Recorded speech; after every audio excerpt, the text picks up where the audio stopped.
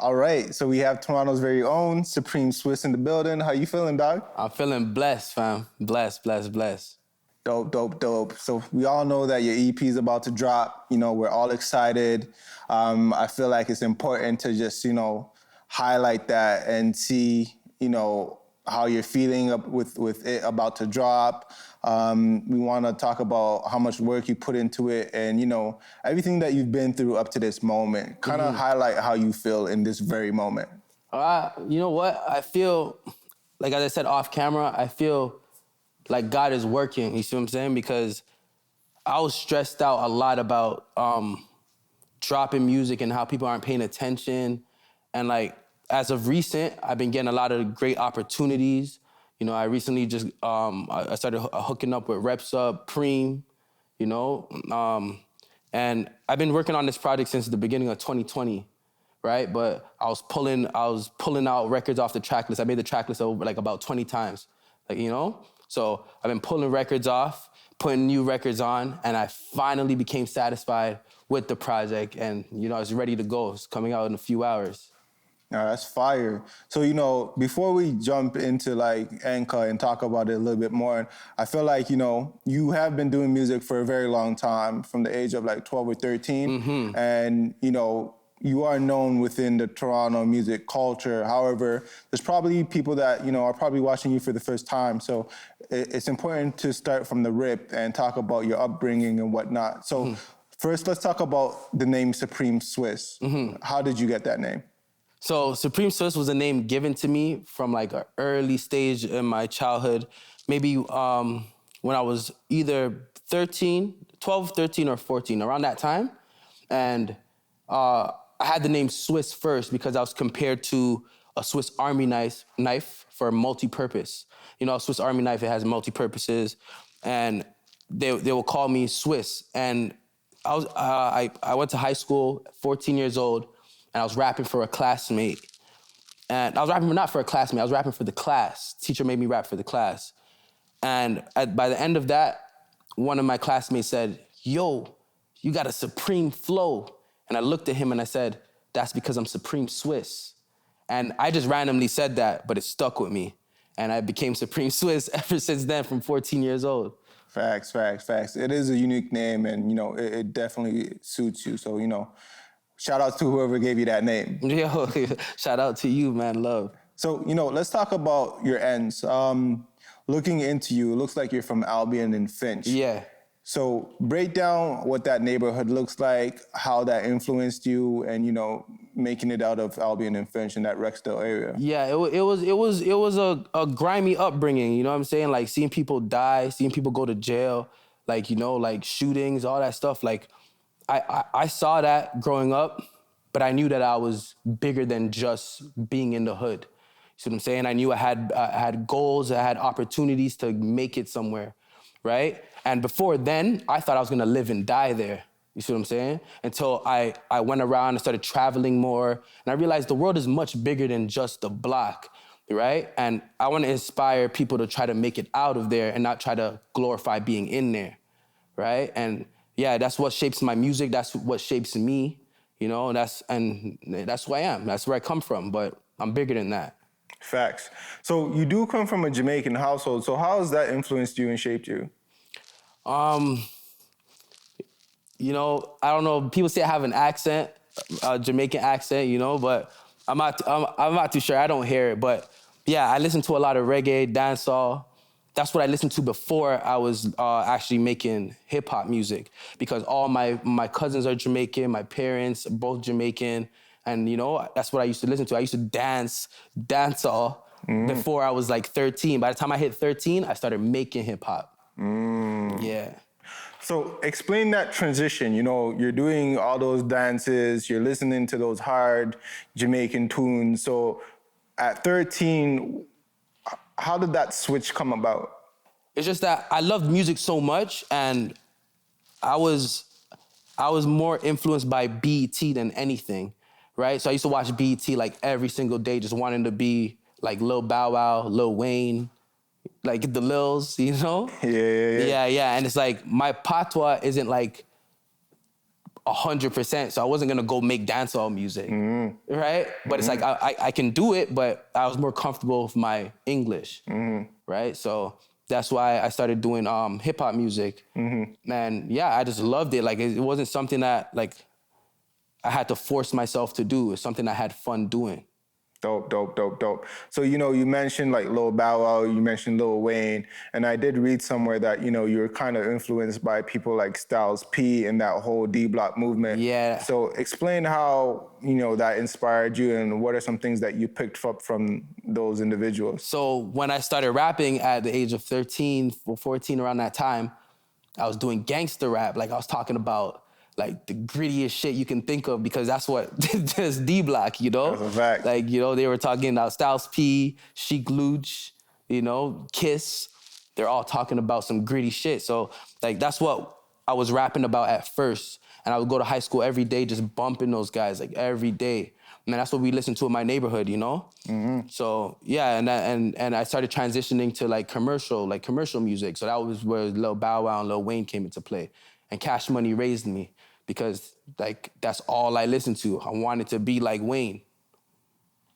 No, I totally understand and I totally relate because I feel like growing up in Toronto, everyone at a certain point was either influenced by Styles P or Cash Money. Like, you know what I mean? That Lil Wayne era was definitely a definitive era, so totally relate in regards to that. So, we did see some photos circling around, and it was photos with you and Birdman, you know what I mean? Yeah. Some people seen that photo, they're like, oh, is this guy signed?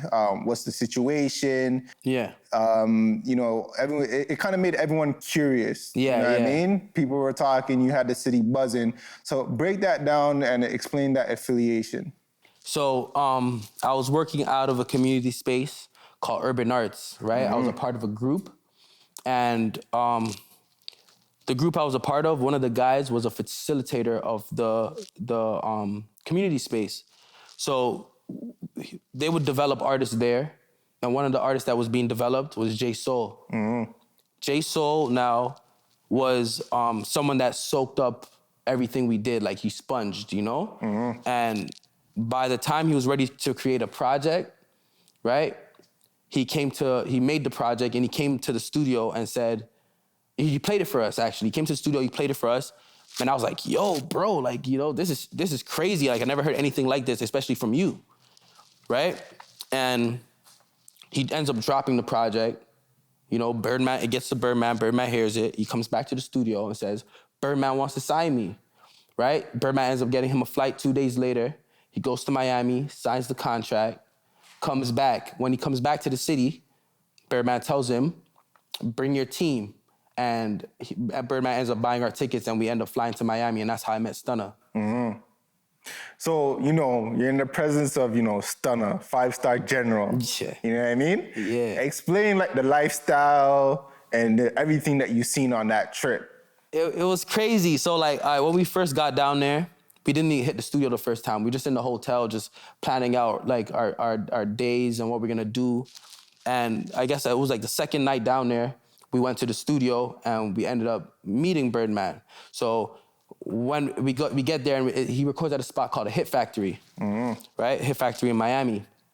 So we get there, we go through the gates, and Stunna wasn't even there first. Like, we're just there vibing, making music, and one of my dogs came through, and he came through and he's like, yo, Stunna's here, he just pulled up. And in my head, I was like, damn, am I ready to meet Stunna right now? Like, I kind of got a bit of anxiety, to be real with you. I went into the washroom, looked myself in the mirror, like, yo, you're ready, you got this, whatever, Got out the washroom, I walked out, I saw him, and the greeting that Stunna gave me made me comfortable. He looked at me and he said, hey, yo, what's up, gangsta? And I hailed him, and from there, it was clutch stitch. Like, the whole time, he was giving me packs aloud. It's like, yo, nephew, you want drinks? And nephew, you want GTV? Hospitality, it was blessed. We ended up going to the club. Went to the club in the bus that they ride in. When we get out of the bus, everyone's like, screaming, like, looking at us all like we're all celebrities and shit. Like, it was like an experience of a lifetime. Like, I would never forget that. For sure. And we went to the Paris Hilton party. Paris Hilton was there. I was in the club with him, Jeremiah, Diddy was across the other side. You know, it was just vibes. Like, it was just good energy, good vibes. Like, I won't forget it, bro. It was lit. Nah, I hear that still. Toronto niggas in Miami living it up. Nah, you representing still. Yeah. I hear that. So, you know how your man signed with, J Soul signed with Birdman, and there's a lot of rumors about Birdman not paying his artists, not taking care of his artists. So when he was doing that deal, did you kind of pull him to the side and be like, yo, fam, I know you've heard what everyone's saying about this man. Like, are you sure? Not at all. You know why? Because as a kid, watching Cash Money growing up, those guys couldn't do no wrong. But when man said Birdman wants to sign me, it's like, are you kidding me? Like, yo, let's go see Stunner right now. Like, I wasn't nervous about him not paying. I wasn't nervous about any of that. I was just excited that that's an opportunity that we all had. So, out of that opportunity, was anything fruitful? Like, you know what I mean? Did you learn anything? Did you meet other people? Did you make connections? Like, what did you specifically get? I met Birdman's son, Brian Jr., we connected, we played pool at the house, we vibed, everything was blessed. I was saying in another interview that Birdman's son slapped me in pool. You see what I'm saying? He was really good. I wasn't good at pool. I got better though, Yeah. But yeah, we played pool, whatever, we vibed, we followed each other on Instagram, and ever since then we stayed connected, everything was blessed. And I met Gutta because Gutta was outside playing basketball in the parking lot. He was there with Lil Twist. And I walked outside and seen these niggas playing basketball, and I'm like, yo, since I'm like not from Miami, let me go there and introduce myself. Right. Not knowing it was them. I didn't even know because their backs were turned.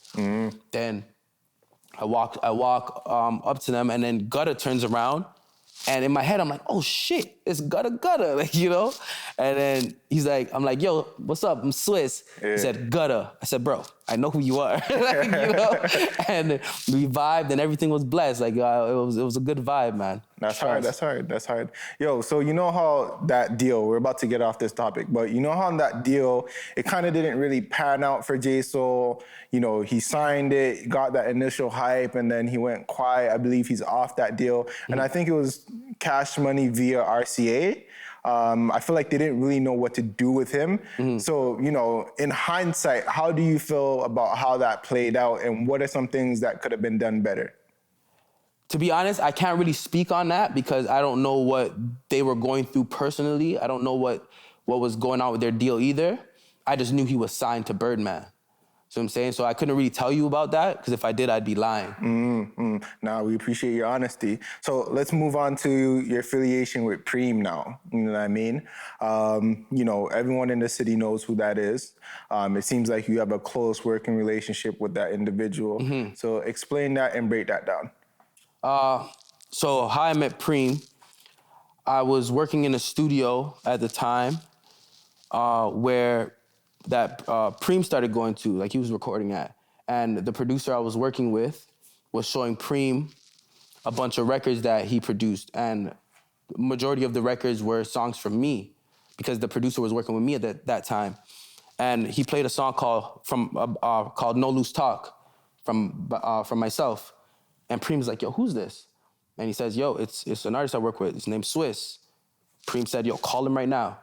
So Henny ends up calling me, Henny, who is the producer, he ends up calling me, and he video calls me, and he looks in the phone, right, gives me this look, and then Preem takes the phone from him, and Preem looks in the phone and says, yo, you're hard, telling me I'm nice, and I should pull up to the studio. And when I pulled up to the studio, we vibed, made records, it was blessed vibes, Preem, man, he's a hungry guy, and I learned a lot from him, I learned some of the styles that, like right now, I do melodies before I even write the song, you see what I'm saying? I learned that from Preem. That's dope. You see what I'm saying? I just do melodies, I pick the right melodies, and then I write to it. And then, me and Preem work closely together. I co-produced Lost Hope from Preem, by Preem. All right. So apart from co-producing, are you, doing any writing? Are you, helping them with ideas and stuff like that as well? We all cook up together in the studio. So if we're all throwing up ideas, we're all throwing up ideas, but he's going to credit everybody. See what I'm saying? It's just It's just like just working with your team, you know? You're with For your sure. team and man's like, yo, I like the way you did that. Like, you know, like it's just, we just vibe like that. But yeah, Preem does his own music, own writing, his own stuff, you know? No, that's hard. That's hard. That's hard. Hopefully, we can see you on a track with him, and you know, see how that comes out. Since you know, it seems like you guys have a very, very good chemistry. You know what I mean? Yeah, yeah. Let's talk about you know producing. In regards to producing, like, how do you feel about the production in Toronto in today's you know time or age? Do you feel like we have our own sound? Like, what are your thoughts regarding you know our production? Yeah, there's not just one sound. Is it like we have we adopt sounds from everywhere, and I feel like Toronto needs that one sound, like how New York has its drill going on right now. You know when you listen to a LA producer, you know that's an LA bounce. You know, I think that's what we need. That's what we're missing. As of like artists, the artists definitely have their own sounds. You know when the Toronto rapper is rapping.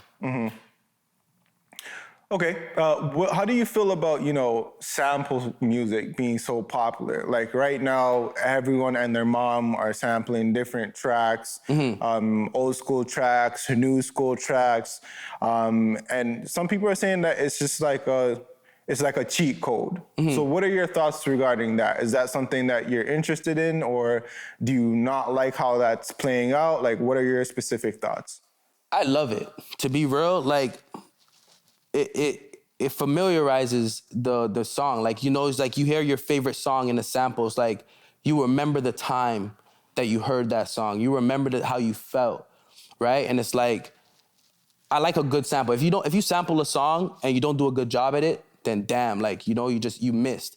But if you do a really good job at it, like you have another opportunity to bring that sound and that feeling back. See what I'm saying? I don't mind it. No, that's definitely hard, and I totally agree. Let's jump on to like, you know, your visuals. We've talked about sounds, let's talk about visuals. And I know that someone that's very important in regards to your team is Zila Z. So explain how she helps and contributes to your image, your look, and you know, that visual aspect of your music and how you guys work together and put things together. So Zena helps me come up with majority of my concepts, right? We sit down together. Like she'll run ideas by me. I'll let her know if I like it or not. Usually I like it, right? And then I add on to it, you know, like, and then we come together and we get the directors. We try to get the directors on the same page. Majority of the times, the director isn't on the same page, and we have to like keep sending over like the treatment to remind him like, yo, this is how we see it.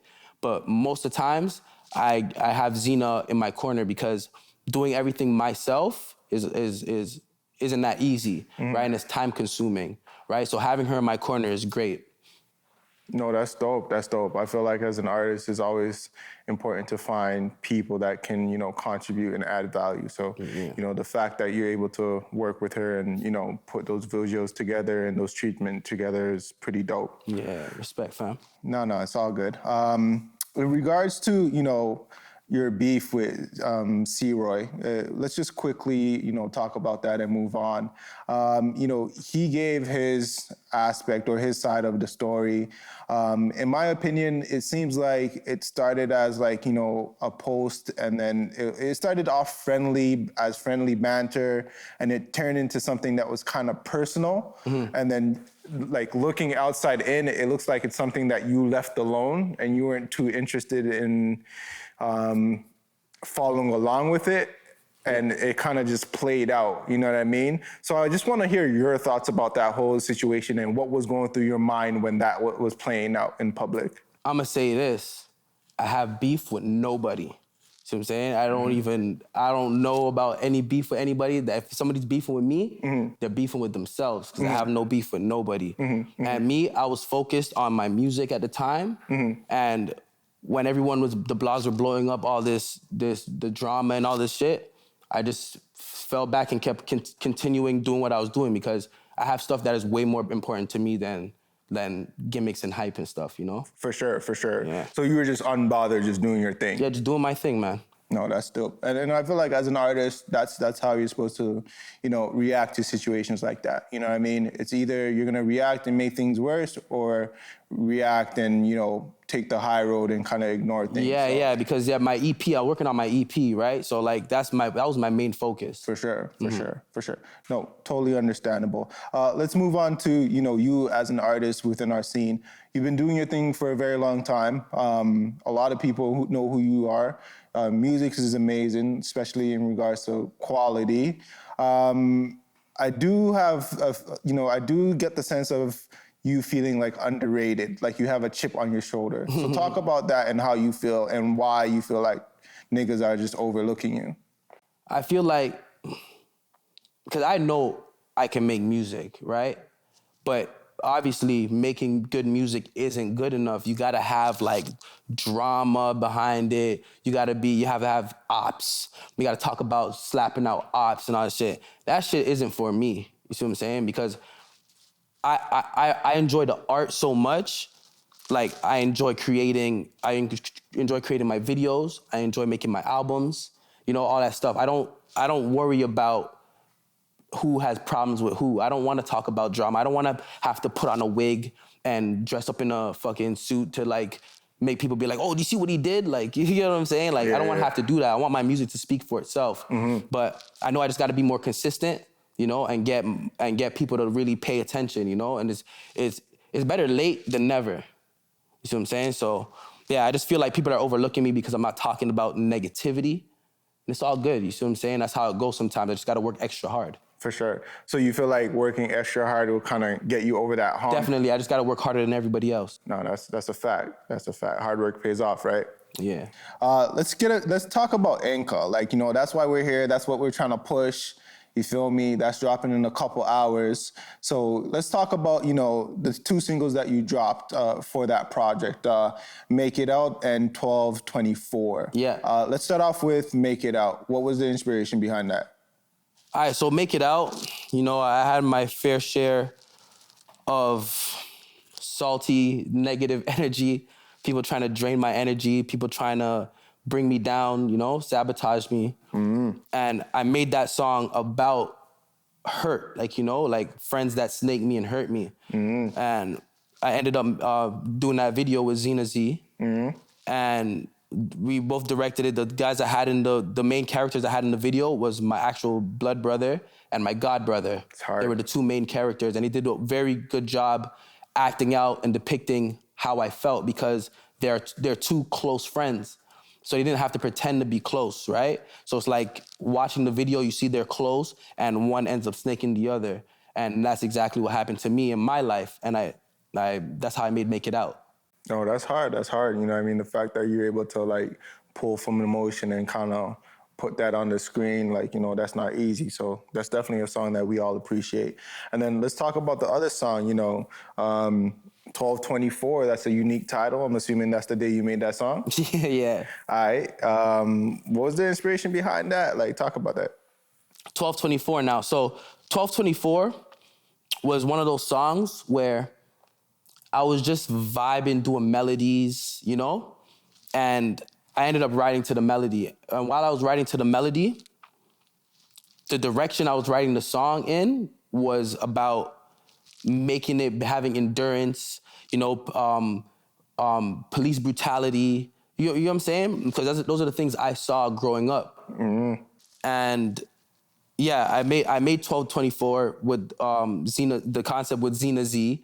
We got the cop to act as if like the same things I go through or went through as a kid. Because as a kid, I would have cops like at 12 years old, frisk me, grab me up, put their hands in my pockets, take me, throw me in their car, bring me to another neighborhood, let me out, like in hopes that I'll get rushed or something. It's like that stuff really happens. Facts. So that's how I ended up making 1224. I made and I named it 1224 because let me get to that. The title, we didn't even have a title yet. So the song was just named after the date we made the record. And then we ended up like looking for a name. Like I'm like, yo, what should we call this song? We were like throwing up ideas, and we ended up deciding like, yo, why don't we call it 1224? I looked up what 1224 meant, and it was about perseverance, endurance. Yeah. You know, it's everything that the song meant to me. Facts. And I said, you know, we're not changing it. This is the song. This is the name. No, that's a hard track still. I'm not gonna lie. Even the visuals, like, you know what I mean? Shout out to Zena for that as well. And, you know, you guys collaborating on that, because that's different. You know what I mean? Most artists in the city don't go that deep and put that much thought in the visuals as well. So that's hard. With those two singles, you know, they're very thought-provoking singles that you pulled from emotion. So with those two, you know, songs being the singles for the EP, are we gonna hear more of that on the EP? Yeah, but not so much about like snaking or like, you know, police brutality, but there's a lot like there's melodies on there and songs that talk about like emotions, right? You will hear that on the project for sure. Okay. I probably have like 2 hype songs on that project. Everything else is like more melodic. For sure. So, you know, what made you kind of delve into that melodic, you know, sound on this specific EP? What was the inspiration? Just the times we're in now, like, you know, like before, like maybe a couple years back, I used to do like a lot of rapping, right? And I realized like music shifts a lot. And the times we're in right now, music shift over to melodies. Like a lot of your rappers today have melodies in their raps, right? And I challenged myself to do different types of melodies. I enjoyed doing it. So this project, I was really challenging myself to hit new sounds, new melodies, see what I can come up with, right? So most of the stuff I have on this project are things I just started trying to do, and I ended up succeeding, in my opinion. I'm like, damn, like I really did that. So I enjoy challenging myself to hit new sounds and get you know, hit higher heights. No, it's hard because I feel like you do a really good job with like the melodies, even the freestyle that you did with us, like it's on point. And I feel like with artists that, you know, were rappers and tried to like transition to that melodic flow, sometimes it could be very hard because sometimes they sound corny or sometimes they're not able to catch the bounce. So it's just like, it's a little bit cringe, but I feel like you were able to find a balance. So how did you find the balance? Like, you know what I mean? Break that down, give us the sauce, like, you know what I mean? It's really me doing melodies first. Like when I remember when I said like, I don't just write the songs anymore. Like I used to sit there and just write the songs and then like go in and then try to rap it. But now I start with just doing melodies. I'd hum melodies, you know, like just mumble stuff. And then I'm like, oh, damn, that sounds good. And then I write to that exact melody, right? And like, it has to sound the exact same as if like the way the mumble and everything sounds, you should hear the difference. Like, it's like not night and day, it's the same, but it's like you hear mumble and then you put the words to the mumble and it comes together like this. It fits. Perfectly. You know, and that's how I did Make It Out. I was like, oh, no, no, no, no, no, no, no. Like, you know what I'm saying? Like, I was doing that. And then I write to that melody. Facts. And I feel like, you know, with your music especially, there's a lot of versatility as well. So, you know what I mean? How important is that for you and your music? Oh, very important. I lose off of artists when they sound the same too much. Like, I like an artist when I first hear him. And it's like, if you sound like that for the next 2 years and you don't give me anything else, I start to like lose from you. Like, you know, like, if you know what I mean, like I start to like stray away from listening to you because I'm tired of the sound. I want to hear what else you got. For sure. And you know who does a very good job at it? Lanez. Tory Lanez does a very good job of switching his sound. So like you would hear like him like do melodies and you're like listening and you're like, oh damn, you hear the pain in it. And then you hear another song where he's just saucing it and he's doing his jiggy and dancing and feeling himself, you know? I like that. Just give me different sounds, different vibes, you know? Like that's how I will stick to you. Yeah, for sure. And I agree. Like it definitely, you know, keeps the audience's interest and like, you know, you're always looking out for whatever this person's gonna drop, because you always know it's something new and refreshing. So that's pretty dope. In regards to your project, it's dropping in a couple, hours. Enka, let's wrap things up and then tell the people what you want them to, check out. Tell them, your socials, and kind of leave them with something. All right, so Enka EP is coming out in a couple of hours. It's about me. I am Enka, that's my birth name, right? And it's just basically introducing me, right? It's like I made projects about turning up. I made like different records. My last weekend EP that I did, like around 2017. That's when I did a couple of those songs in Miami with Birdman. I had a song called "Double Up" on there with the Rich Gang tag in it, right? I transitioned into doing another project called Marshall City, where it was like, that's when I just started hitting melodies, right? And it's just me turning up, vibing, having good vibes. But this record is really like talking. Like this project, I talk to you. See what I'm saying? Like I let you know who I am, where I come from, relationships, love, like pain, hurt, happiness. It's a very versatile project. And you can find me on all streaming platforms, Supreme Swiss. On Instagram, I'm Supreme_Swiss. And yeah, that's me, man.